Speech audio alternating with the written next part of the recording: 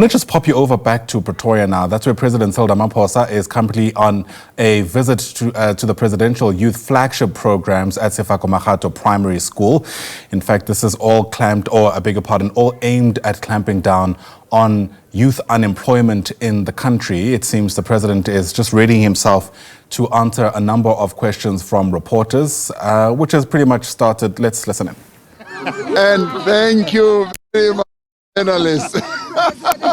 Samkele. Mr. President, I'll shoot straight to it. We've asked about education. We have spoken about it there extensively. The first one, just the importance of this particular program in empowering these young people so that it's not just a 6-month program, as the minister refers to, not another EPWP. Then secondly, your trip to the G7. What can of that trip, noting that we've got the G20 presidency? What will you be advocating for in Canada? 3, the death of Mluleki Ndobe. Just your response on the revelations that the former Deputy Provincial Secretary of the ANC in KwaZulu-Natal was central in the death of the former Secretary General of the ANC, Makgatho, after the Incubator wrote that affidavit and pleaded and will be sentenced later this month. Thank you. Well, let's start off with the sad.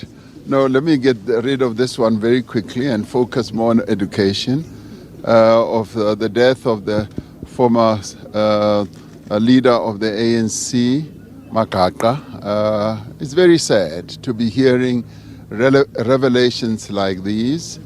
We are very saddened, and obviously as an organization, as the ANC, we've got a lot of introspection to do. And that will be done, and that in due time. And now I want to focus on governmental issues. This education program, this teacher assistance program, is a phenomenal program. It has been able to bring in more than 2 million young people since the COVID times. We saw how successful it was, and it is an overarching program that covers almost all our 25,000 schools. Pleased that the Basic Education Department has taken it on, working together with the presidency through the Presidential Youth Employment Initiative, and the Department of Labour and Employment has also assisted with the funds. And we want this program to be strengthened because it's proving to be so beneficial in many, many ways. Firstly, to the young people that we bring in. Young people who hitherto have not really had jobs. So we bring them into formal job situations. They come in a formalized institution and they learn a lot. They gain a lot of knowledge, discipline, and management skills. And also people's skills to be able to interact with very difficult young people.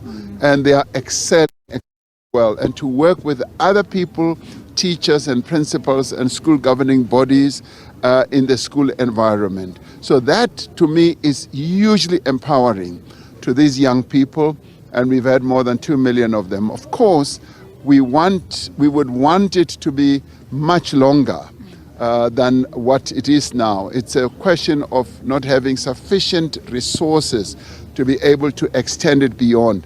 But those who participate are then empowered, and beyond this, they are then able to get other jobs, get other opportunities. They are now job ready, as it were. And that is the great benefit of what we are doing here. And this is becoming a world-renowned program. Many other countries are looking at what we are doing here, and some of them are going to copycat what we are doing. So we are trailblazers in many, many ways. Even with the EPWP, we became trailblazers because a number of countries are now beginning to look at public employment in the way that we've been executing it. Does not mean there haven't been weaknesses in EPWP, but this is one program where there's not even been corruption. There's not even been any funny process. It's been flawless, it's been well executed, and I met one of the officials. Her name is Lala, and I'm told that she never sleeps because she manages this program with Kate Phillip and many others in the presidency. And coming to the G7, Yes, we are going to the G7. We've been invited by Canada, who are the conveners, who are the head of the G7 this time round. And I'm hoping that when we meet the various other leaders of various countries who are part of the G7, we'll be able to interact meaningfully with them. I'm going to have bilaterals with the Chancellor of Germany, with the Prime Minister of Canada, and of course I'll also be meeting President Trump, who we met at the White House. You were there when they started dimming the lights and you were asking very pointed questions. So it's an opportunity to go and propagate our message, the message about the presidency of South Africa of the G20 and how we want to see great outcomes out of the G20.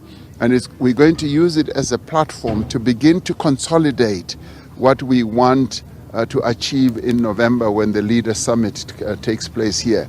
So it's a great opportunity, and we're hoping that there will be good outcomes out of it. Mr. President, on that note, still on G7, now that the dynamic has changed, of course, between Donald Trump and Elon Musk, are you going to want to have a different kind of interaction with him about South Africa-USA relations? The purpose at that time was a reset, but also bringing matters closer to home. The NDPP, Shamila Batoyi, was on Newsroom Africa, where she said that the NPA has been infiltrated and it gives her sleepless nights. She's unable to do her job. Now, there are parties that have called for her head and others have summoned her, want her to go to Parliament. But this is a very concerning statement to be made, given how state capture has bedeviled our society. Is it time to go back to the conversation about giving amnesty to so-called state capture prosecutors? Are you satisfied with the pace at which, cases have been resolved?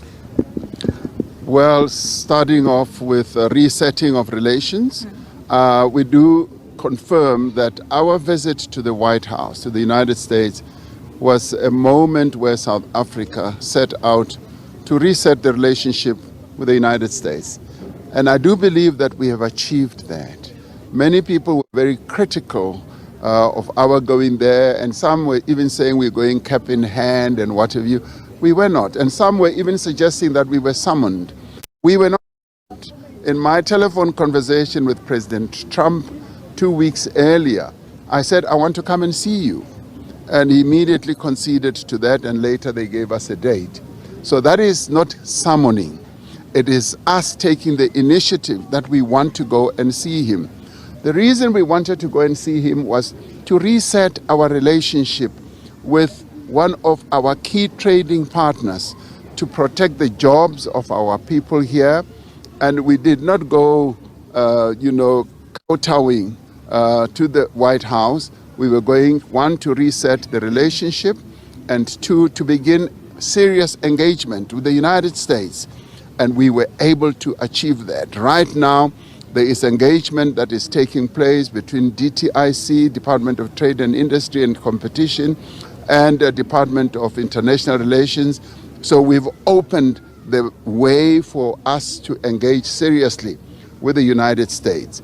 And on the other hand, we were also going to talk about trade matters, and that is now underway. And of course, the other one was to demonstrate the importance of President Trump coming to South Africa for the G20. And he immediately conceded that, yes, the G20 without the United States, who originated the G20 process, is not so effective and as it is with the G7. So he's going to the G7. I expect him to come to the G20 here. So for us, it's important as a nation to reposition ourselves in the very turbulent geopolitical architecture or situation that we have. And that is why it was important to go to the United States. As we will go to many other countries, both on our own continent, in the Middle East and in Asia and in Europe as well. So we are a country that is exposed and has relations with many countries around the world. And where there are challenges and problems, we should immediately take action to correct those. Now, coming back to the National Prosecuting Agency, the NDPP did make that statement, and she has later said she used the wrong word about the infiltration. And I'm going to have a meeting with her so that she can really sort of download and take out of her chest some of the challenges. She is facing a number of challenges, but the NPA has really done considerable work to stabilize itself as well as to go on with various prosecutions. Now, quite often, we look at those where there's failure or where there are mistakes, and we think that the whole system is not working. And she will be able to speak to that herself, and as she does when she talks to me.